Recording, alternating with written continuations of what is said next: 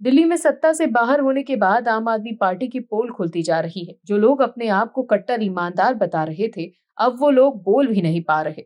जो लोग अपने आप को दिल्ली का मालिक समझते थे, वो अब एक्सपोज होते जा रहे हैं कि किस तरह से वो जनता के टैक्स के पैसों को बर्बाद कर रहे थे। अब दिल्ली के सीएम रेखा गुप्ता ने आम आदमी पार्टी के पाप की फाइलें खोल दी है। दर्शकों, दिल्ली की बीजेपी सरकार ने बता दिया है कि किसी भी भ्रष्टाचारी को बख्शा नहीं जाएगा। जिसने जो बनाया है उसको निकाल कर देश के सामने पेश किया जाएगा। समझने वाली बात है कि दिल्ली की पूर्व आम आदमी पार्टी सरकार ने ढंग से माल चापा है और पार्टी का बैंक अकाउंट भरा है, लेकिन देखते ही देखते क्या से क्या हो गया। पार्टी के सभी बड़े नेता जेल के पीछे पहुंच गए और फिर जेल से बाहर आए तो सत्ता से भी बाहर हो गए, क्योंकि जनता को पता चल गया कि ये लोग किसी काम के तो है नहीं, बस इनसे बातें करा लो चाहे जितनी हो सके। काम के नाम पर ये लोग जीरो पटा सन्नाटा ही है। समझने की बात तो ये भी है कि दिल्ली के भीतर केजरीवाल और आम आदमी पार्टी की सरकार में क्या ही मिला। दर्शकों, आप खुद ही सोचिए कि क्या मिला। कूड़ा, गंदी हवा, पानी की लाइन, बस यही तो मिला। लेकिन केजरीवाल झूठ का ही अपने को शाबाशी देते रहे और बड़ी बड़ी बातों की आड़ में भ्रष्टाचार करते रहे। दर्शकों, आपको समझना होगा कि केजरीवाल सिर्फ विकास के नाम का छलावा देते हैं, जो भगवा लहर में साफ हो गई। अब रही सही कसर दिल्ली की रेखा गुप्ता सरकार भी पूरी कर रही है। तबीयत से घोटालों की जांच होने वाली है और लगता है कि केजरीवाल एंड पार्टी लंबे समय के लिए जेल जाएगी।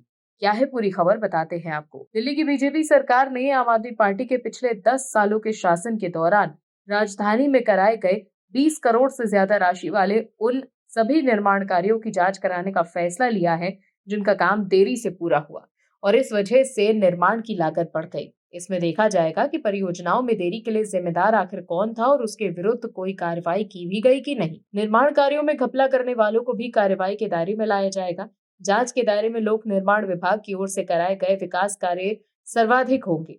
लोक निर्माण विभाग के पास राजधानी की सड़कों को बनाने से लेकर उनके रखरखाव, सरकारी इमारतों के निर्माण और उनके रखरखाव से लेकर नालों की सफाई की भी जिम्मेदारी है। राजधानी में तमाम फ्लाईओवर और एलिवेटेड कॉरिडोर लोक निर्माण विभाग ने बनाए हैं और कुछ का निर्माण कार्य जारी है। ये विभाग कई बार विवादों में भी रहा है। इसके अधिकारियों पर भ्रष्टाचार के आरोप लगे। शीश महल के पुनर्निर्माण, स्कूलों में अतिरिक्त कक्षाओं के निर्माण से लेकर कई ऐसे काम हैं जिनकी सीबीआई, केंद्रीय सतर्कता आयोग, दिल्ली सरकार के भ्रष्टाचार निरोधक शाखा जांच कर रही है।